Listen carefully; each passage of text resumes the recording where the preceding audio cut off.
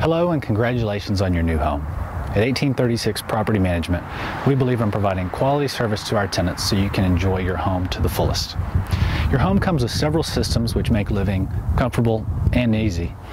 Today we're going to go over some of the details of those systems so you can avoid emergencies and reduce your downtime. Hopefully some of those tricks of the trade will help you enjoy your home to the fullest. Come on, let's get started.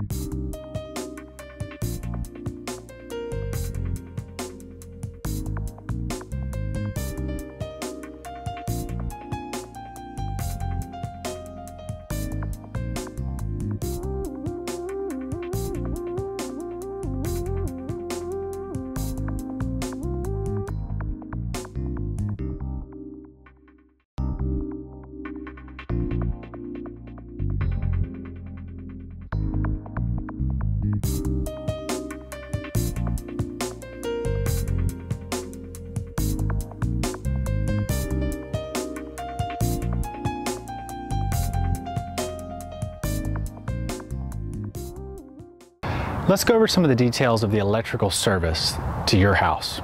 Most of the homes in our area have an exterior main panel and a utility room or garage located sub-panel. You'll be able to locate the main panel on your home by following your service meter through to the main panel.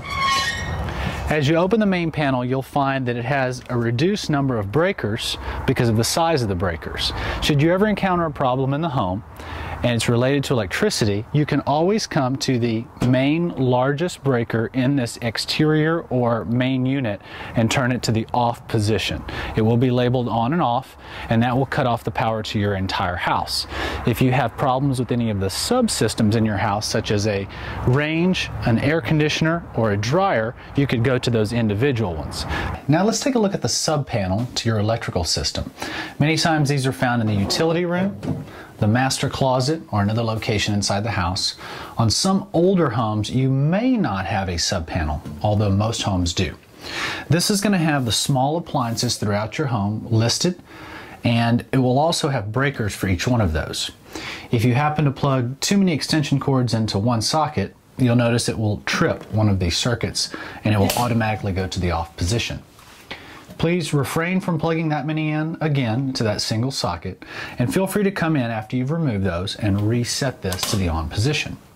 If this automatically trips more than once, please refrain from using it, leave it in the off position, notify us immediately. We'll have an electrician come out and take a peek. We're happy to help you with any issues you may have with your electrical system. Now let's go over the electrical system in your house related to the ground fault circuit interrupters, or GFCIs. These outlets will be located in the wet areas of your home, such as the kitchen or bathroom. They're installed in a series so that one outlet with buttons on it similar to this may serve several outlets without buttons. These are in place to prevent you from getting electrical shock should you come in contact with water and electricity at the same time. Keep in mind that as they are in a series, one outlet may not have power to it, and you'll have to reset that on an outlet somewhere on an adjacent wall, or possibly even around the corner in a closet. To test these, you could always press the black test button to ensure that they are working. To reset them, you'll press the red reset button to restore power. Please let us know if any of these don't work when you press those test or reset buttons. We'll be happy to send out an electrician to service them.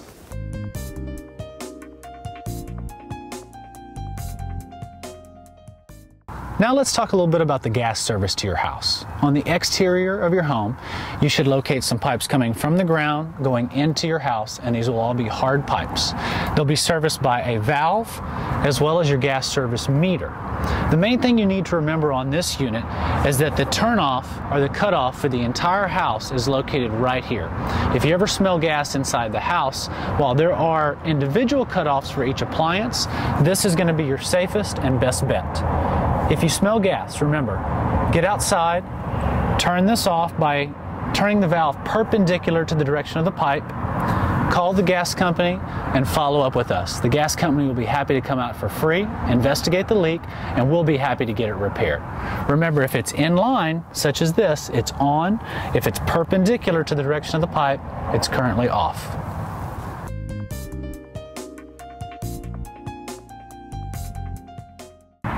Now let's take a moment and talk about the water service to your house. On the exterior of your home, you should find somewhere adjacent to the property line a main service panel, which will be used by the city employees, and a owner's cutoff panel. If the home is newer and you get lucky, you'll find a cover on there that actually says property owner's cutoff, which makes life easy.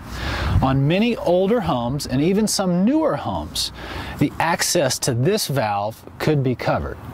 If it is covered or you can't locate it, you very well may have to access the city's shutoff valve, which will be inside the larger cover. Each home should have an owner's cutoff or a city shutoff, which will permit you to turn off water to the entire house. This is going to be the same as the gas line, to where if the valve is in line with the pipe, the water is on. If you turn it 90 degrees perpendicular to the direction of the pipe, the water will be cut off. This goes to the entire house. In a little bit, we're going to show you how to shut off valves to individual appliances. Don't forget, if an emergency occurs, look for this owner's cutoff valve, or you may have to gain access to this using a wrench and then turning off the valve inside the main city shutoff. Everywhere you have water service in your house, you should have a shutoff valve, whether it be to a toilet, a sink, or even to a supply line on a refrigerator water dispenser. If you have a problem with a particular item, such as a toilet, and it continues to run, you may isolate that particular item until we can get it serviced by turning the valve off in a clockwise motion. Once that's serviced, we'll turn it back on in a counterclockwise motion and return water flow to that area. If for some reason the leak is behind the valve, you'll still have to utilize that main shutoff on the exterior of your home to remove the pressure and the water from this particular area.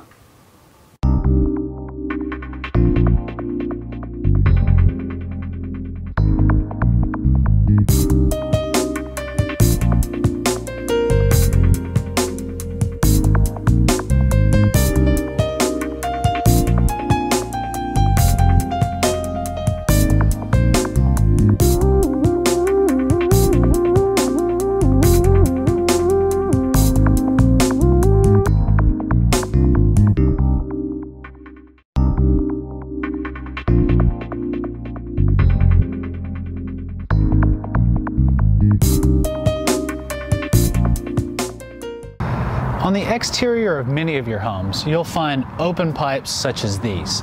They should never be in contact with the ground, and they can be located at this height, just above the ground level, or even above the windows on the side of the home. These are all related to the air conditioning and or plumbing system. If you ever see water coming out of these, please notify us immediately. In general, on newer homes, the primary condensation line from your air conditioner goes into a plumbing stack. You may hear it drip, but normally you'll never see it. If you see water coming out of these secondary lines, that means the primary is blocked up and there's a problem.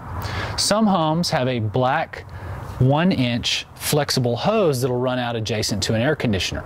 Please ensure that hose always goes downhill and is never blocked. If that hose gets blocked with dirt or debris, the water is going to back up into your home and eventually either rain down from the ceiling or flood from a ground level AC unit. The air conditioning and heating system in many of your homes will either be located in the attic, as this unit is, or in the garage. Either way, they will have very similar components. Some of the main items we want to go over today with you are the condensation line and the drain pan. During the hot summer months in our warm climate, condensation builds from use of the air conditioning system. That water has to go somewhere. Primarily, it goes through either a plumbing stack or out those black flexible hoses we discussed, which can be located adjacent to your AC compressor. If that plumbing stack or that black flexible hose gets backed up or clogged, water can back up into the system. This particular unit has a drain pan underneath it, which can collect that water, and a shutoff switch, which will then cut the unit off so that it doesn't accumulate any more condensation. One way to keep that drain line clear is during the hot summer months to put approximately a quarter cup of bleach in the open condensation line on your AC unit. About a quarter cup of bleach every 30 days will keep algae from forming and keep your AC system running properly.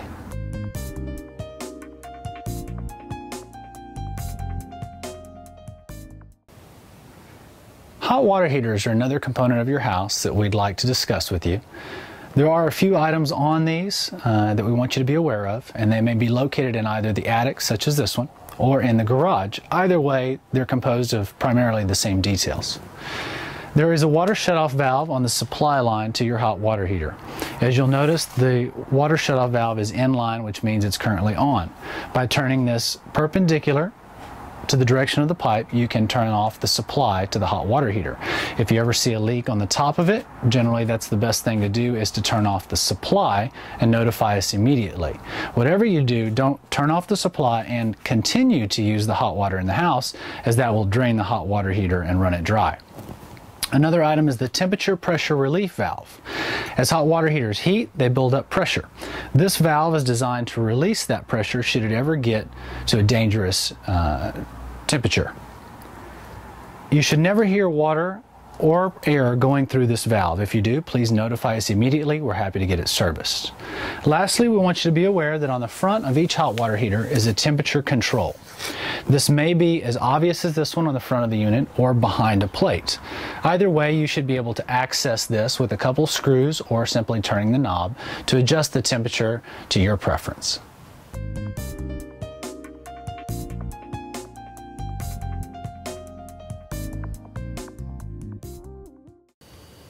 Garbage disposals will be located in many of your homes. 90% of the time, these will function without problems. However, if too many food particles are placed down the disposal or foreign objects, there are times when they get clogged. There are generally two different symptoms that you'll find. The first is that you hear a humming sound, but there are no blades turning. In that event, there is something clogged, but the disposal is still functioning properly.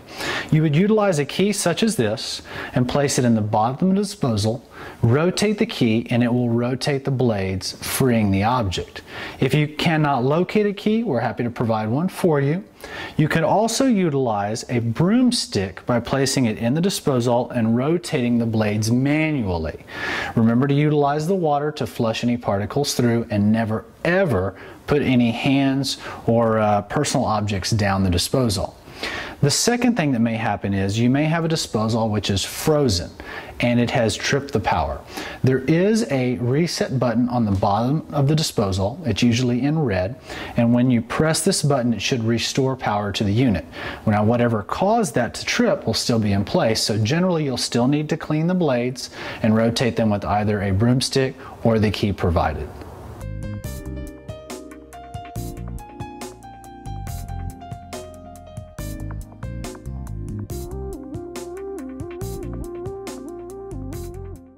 Thanks again for your time. We hope through the use of this video, you've either refreshed your memory or gained some valuable knowledge about the components that make up your house. Your knowledge about those components will help you not only maintain the home properly, but also help us troubleshoot any problems should they arise, so that we can solve problems quicker and easier. Don't ever hesitate to contact us should you need any assistance or just want to talk through any issues you're having with your house. Thanks again, congratulations, and it's our pleasure to serve you.